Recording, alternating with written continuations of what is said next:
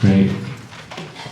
So this is the shortest version of this material. I'm packing a lot in today, but I'll try not to go too fast. I'm just struck by the field here, and as I was listening today, I'm realizing how much of my work was most likely gestated in your own beings and subtly transmitted to my own consciousness under the guise of thinking it was my own thoughts and it was actually your material. So this weaves in. This is a bit of an edge for me, a bit of an edge, and in some ways I'm trying to integrate Carol's a vision that Carol articulated to me in Eastern theories about the Vedic cosmology and the transcendent, and then Marina's work with the dark energy. And I just want to thank Carol for just so clearly articulating a certain vision of the transcendent. I refer to that so often. I have referred to it so often in the last few years as a touch point of like, okay, what am I actually talking about? What am I actually in dialogue with? And then I was writing my lit review for my dissertation, and I was thinking, is there anybody who really honors the dark, just like completely is just like no apologies? And I was thinking, yeah, like Marina really, like, she just does it. She does it. So I'm sort of weaving between those two today.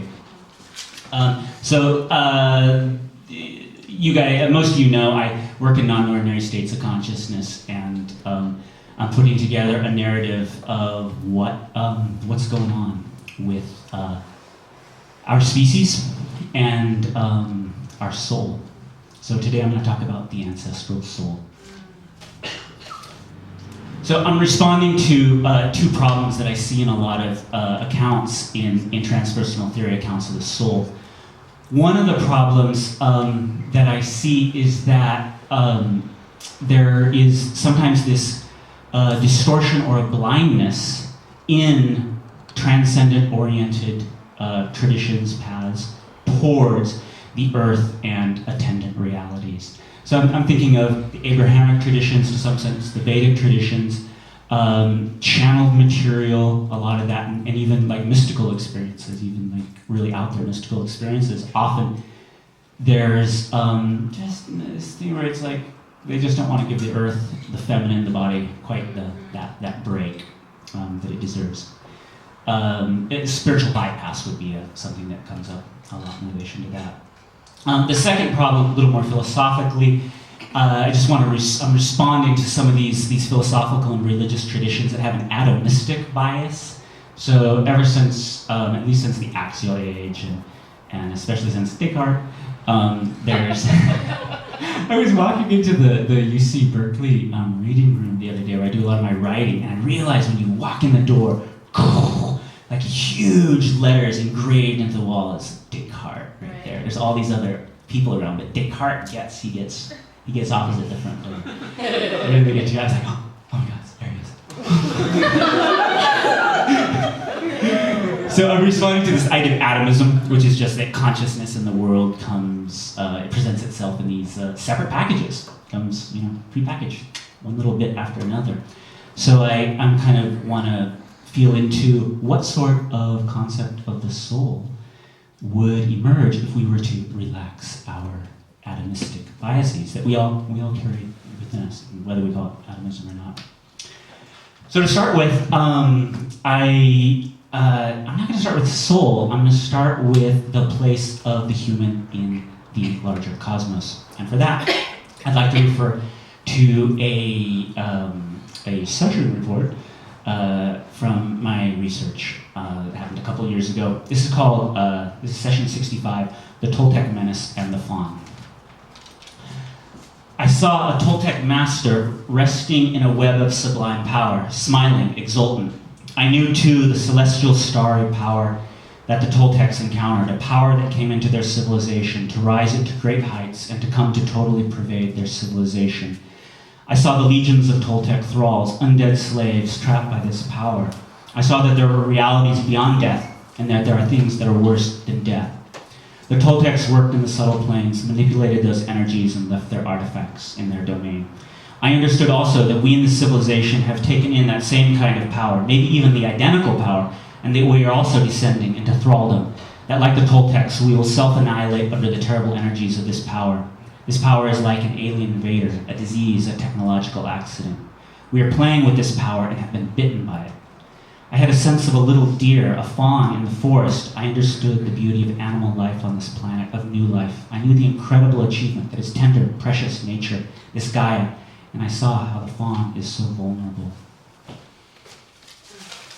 So those of you who work in the Toltec tradition, this was the Toltec was the image that came to me. I'm not making any ontological claims about what the Toltecs were working with.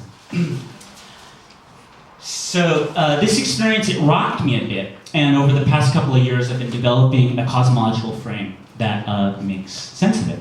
So here's that. Here's the story, just a story, that has emerged. About 2 million years ago, a wave of celestial beings, luminous beings, alien beings, beings of the transcendent domain, descended upon the earth, and wherever they touched the earth, they came into relationship with the cultures that were on that part of the earth. The raw energy made available to these cultures by the descent of these celestial beings allowed these cultures to engage the earth community in new ways. So things like abstraction, the ability to conduct extensive manipulation, quantification, unity consciousness, the whole suite of skills and technologies developed by the philosophies and religions of the axial age, as well as like subaltern mystical seers, and the entire technocratic complex that we find ourselves ensconced in here in the 21st century. All of this, I'm suggesting, arose out of the contact between the human species and these celestial beings. Now, these celestial beings were not of the earth. They were visitors to the earth, and they didn't fully understand the earth. And the energies with which they imbued the cultures of the planet were often energies of destruction, exploitation, and domination. We heard in Fida's lecture a little bit of like the patriarchal inflection that comes with that. Many of these cultures, drunk on the power of the light, came to exploit the beings with which they were in relationship with, their own people, neighboring cultures, other species, and even the body of the earth itself. There was much violence, both crude and subtle, much suffering, and much of our species' history is a chronicle of this chaos. We are those people. We are those psyches that are part celestial and part of the earth. We are of the stars and we are of the earth. Now, the stars, the light within us, is within everything, but the way of proceeding of the transcendent light has been at times blind to the textures of the earth. The celestial is within us, and yet our wisdom of the world does not derive from the celestial. It does not derive from the light. So where does it derive from? Where does this primordial way of proceeding, our wisdom, originate? I say it originates in our soul, but our soul is not a soul of light. Our soul is dark. It is of the earth. So this is my suggestion. This is what I'm suggesting here in my research today. The soul that incarnates in the world is an ancestral soul. It is a non-physical field that exists outside of, but in intimate contact with the ordinary physical world of space-time. One's ancestral soul is the field with which one has an affinity and whose inheritance one carries forward in time. And one has affinity with many ancestral souls, some nested within the other. And here's the twist. Some of you have heard about this in my this little psychological piece that I'm working on. Don't worry, Jorge. It's not gonna be a big part of my dissertation. I can just see Jorge over there thinking like, oh God, didn't I tell him like enough's enough? But yeah, there's this other piece that's very compelling. And this is that, the essential structure of the ancestral soul is that there are these discarnate entities, and they're in a network with each other, and they have an affinity with each other. And that is the substance of the soul. It's a networked organism. Some of these entities are human and non-human. So we can talk about our bloodline soul. Like for me, I can be like, okay, I'm participating in the ancestral soul of like Slavic peoples, because that's what my father's descended from that race. Or I'm descended from, I'm a European soul. Or a cultural soul, like I'm participating in the American ancestral soul as well. Or our species soul, or even the Gaia soul as well. And so there's resonances here with like morphic field theory, morphogenetic field theory that Schulderich does, Schulderich and others do.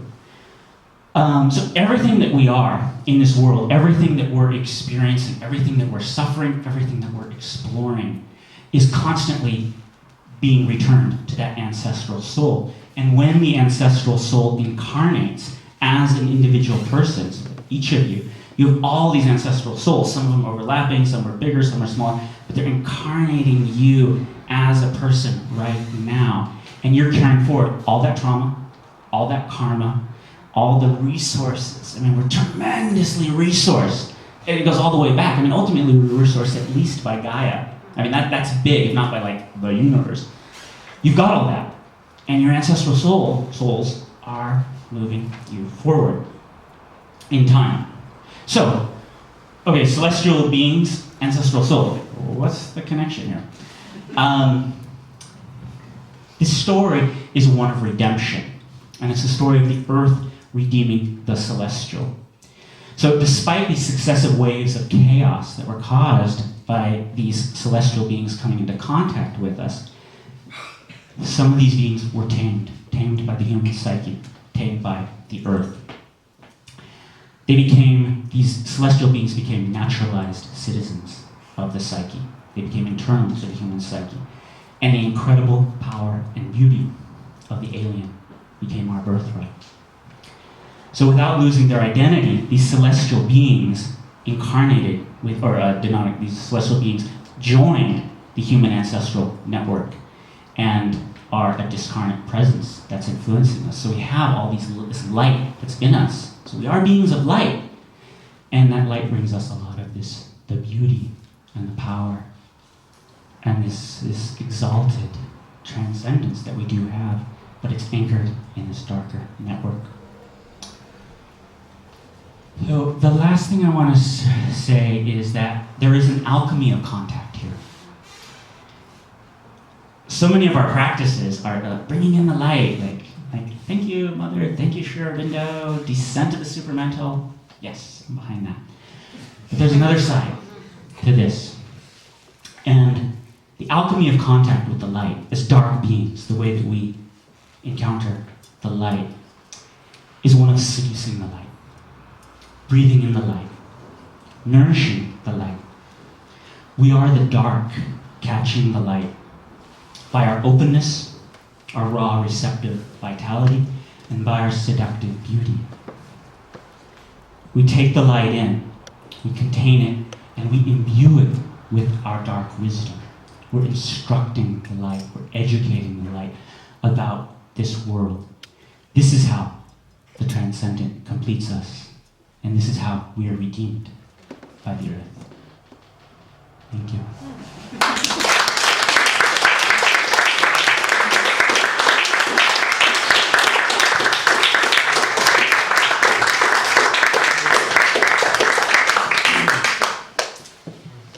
Question or answer? Answers! Give me answers!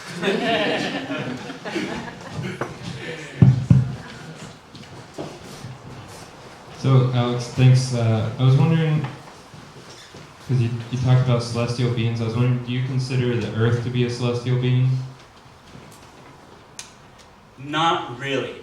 Not really. I think in some way back evolution, before there was the Earth, there probably was some contact between some celestial matrix and some dark matrix. The basic evolutionary process that I see at the heart of just about everything, is the contact between the light and the dark. So there's always, everything has this light identity. And so nothing's totally celestial, and nothing's totally dark. It has that in there.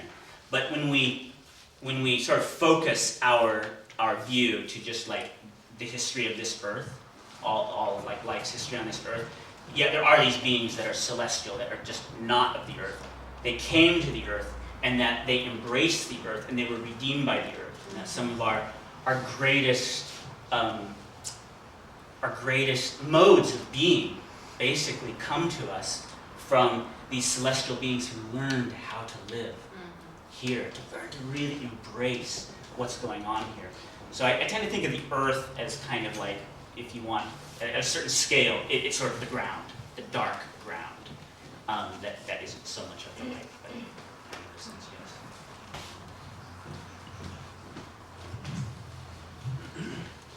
Dark matter. I know. Like, everybody, like, dark matter, dark mother.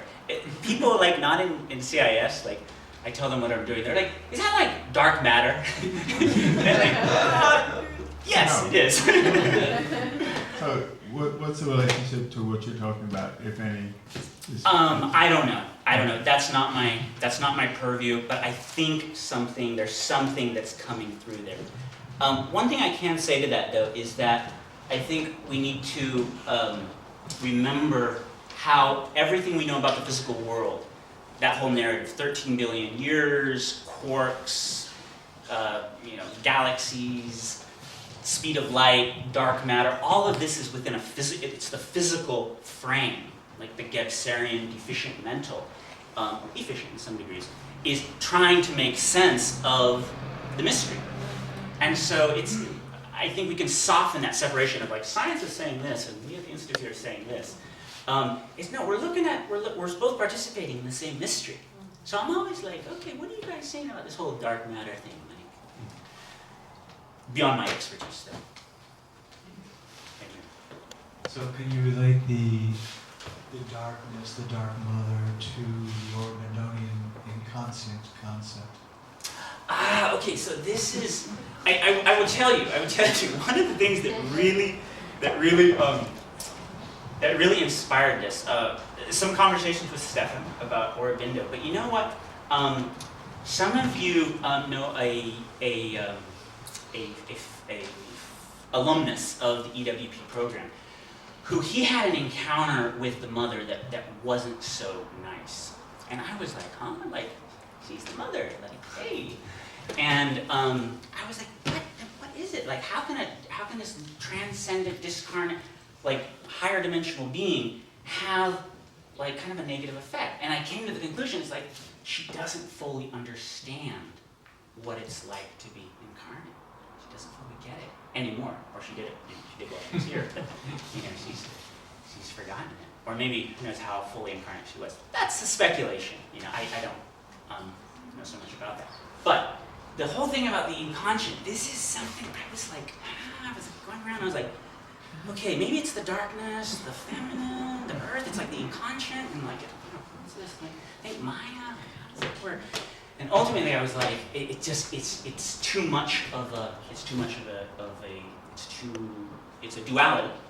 I'm actually kind of a fan of duality. But it's a privileging duality. So I feel like there probably is a realm of the inconscient. I certainly have an inconscient, a major inconscient, like ignorant domain that participates in me, that I'd rather not have it participate in me to such a degree.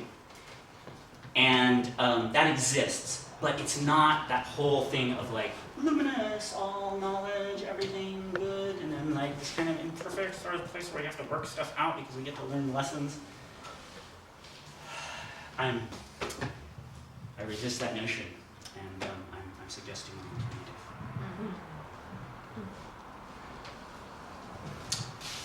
Well, Keith, you always have these questions, right?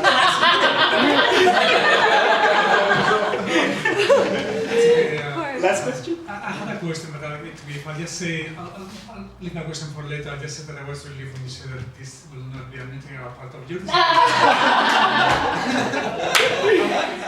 Jorge's been so patient with me, and I really can tell you times when I came into his office 2.5 years ago, just completely spouting nonsense.